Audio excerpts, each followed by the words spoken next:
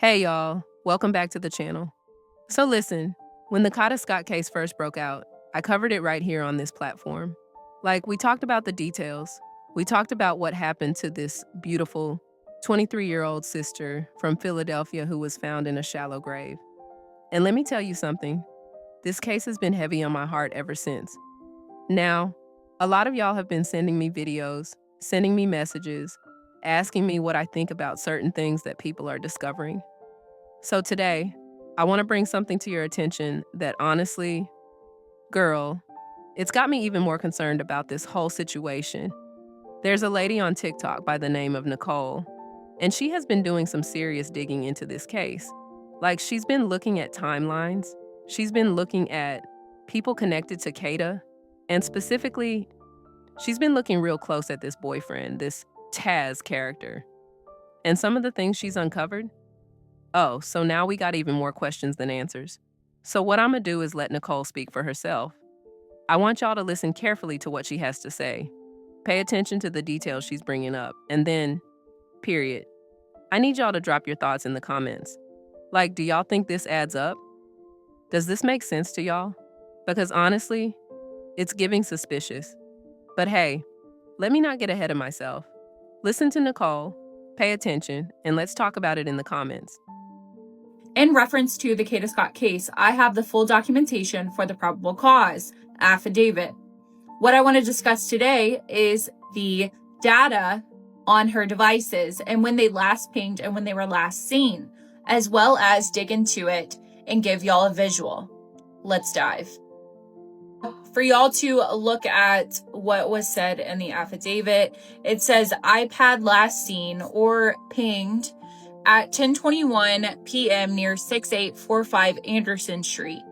iPhone last seen 10:4 at 10:24 near 6921 Anderson Street. And then the iWatch was last seen 10:5, 1:14 a.m. at Albury Road. Let me give y'all a visual. So first, from those two pings, from the iPad and the iPhone, it is a 1 minute drive. 1 minute drive time. From the location of the iPad at 10:21 to the iPhone at 10:24, that is 3 minutes.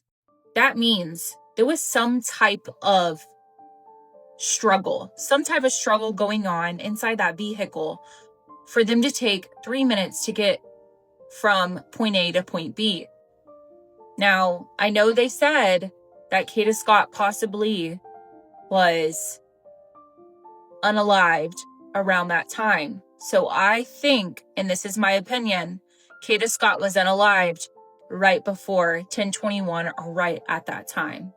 Now with the iWatch last seen at 1:14 a.m. going into October 5th, that makes me believe that they did not know or realize that Kata had a watch on based off the position of her body in that vehicle. Therefore, right here, it says this placed her watch stationary at the rec center lot after the suspect phone left the area. So they left with her devices, but that watch stayed in one place. Stay tuned for more digging. Y'all, I learned something last night in regards to the Kada Scott case that involves Keion King. Let's not forget Gabby. Gabby is the friend of Keion King. Y'all remember Gabby has a best friend, D? The one that was stalking Kata? Made the whole video of where she lived, where she walked, what headphones she wore. She was walking her dog, what street she lived off of. Yeah, her.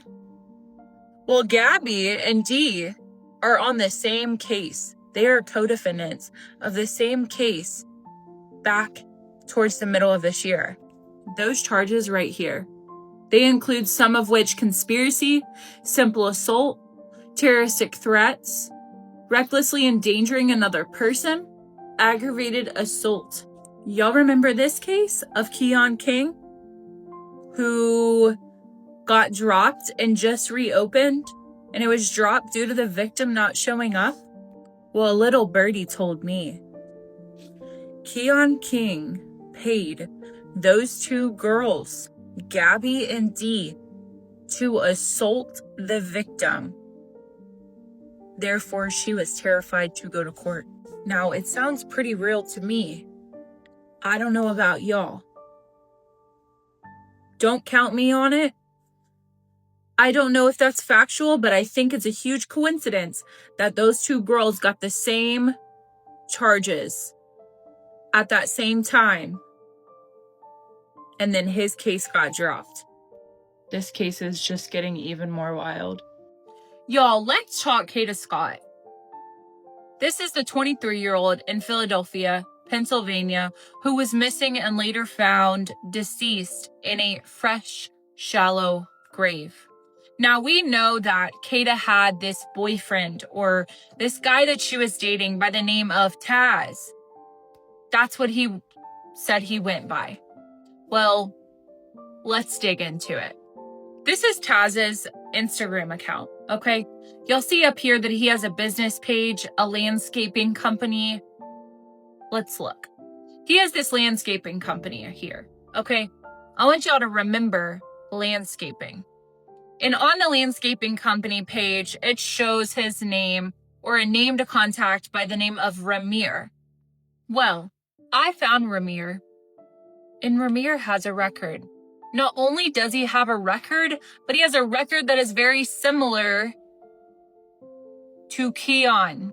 That record shows simple assault, conspiracy to simple assault, conspiracy to aggravated assault, attempts to cause serious bodily injury, or causes injury with extreme indifference, possession of instrument of crime with intent, and disorderly conduct hazardous. Now, this man also violated his probation multiple times. He had got probation for these charges and other charges with basically changing the serial number on a gun multiple times. Also, unauthorized use of a vehicle. And his latest one was driving without license. He had got probation for some charges. He violated his probation multiple times. He then was sentenced to incarceration for, I believe, minimum of 2 years. This right here shows Ramir was once in the system for either possibly probation or actually in the prison system. Now, he stated the last communication that he had with her was possibly right before she went missing. I don't know if y'all believe that. But let me not forget to tell y'all, the area and the direction that the person walked off, going north, going up past Ada Lewis, whenever they first unalived Kada Scott, that's the same direction Ramir lives. Stay tuned for more information. The details keep coming in on the case of Kada Scott and suspect 21-year-old Keion King. Court just got done a few hours ago in regards to Keion King's arraignment for his murder charge in connection with Kada Scott. Keion King is also facing multiple other charges in connection to Kada Scott's disappearance and murder. The homicide charges come from the medical examiner did take the stand today, stating that her cause of death and manner of death is homicide by gunshot wound to the head. Now, court documents do state that video surveillance shows only one person leaving the vehicle at the scene within 20 to 30 minutes of her last seen whereabouts. That person is said to be Keion King. Y'all, details are coming in fast and quick. Please keep her family in your prayers and stay tuned for more details. Y'all, I have more people to talk about in regards to the case of Kada Scott. Now, we know that one person is only arrested right now. That is Keion King. He is charged with her murder and multiple other things, including kidnapping, arson, and conspiracy. Let's talk about her.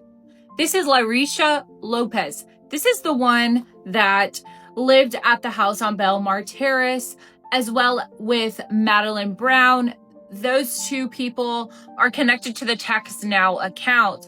Lyrisha was interrogated, as well as she was the individual that was with Keion King the day that he got pulled over on October 1st or 2nd, one of those days. I can't remember which day exactly.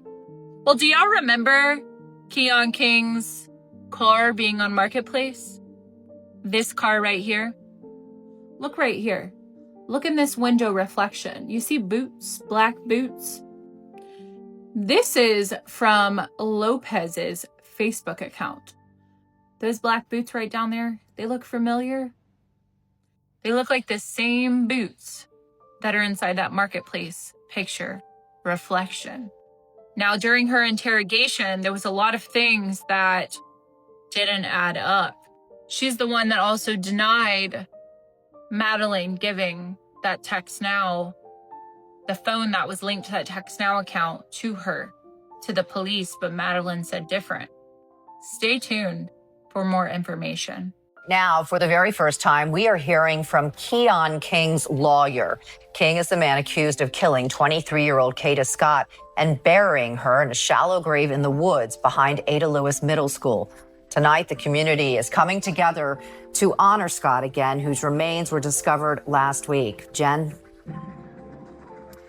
Dawn, the community started gathering about half an hour ago here at Ada Lewis Middle School. You can hear some loud music here. There is a DJ for this event, and people were asked to bring blue or brown balloons in honor of Kada Scott. Now, you mentioned Keion King's lawyer, Shaka Johnson. He has been facing criticism in recent days for representing King. He went on a radio interview today to defend himself. Online petitions to have me removed from the case because they don't want me representing this gentleman.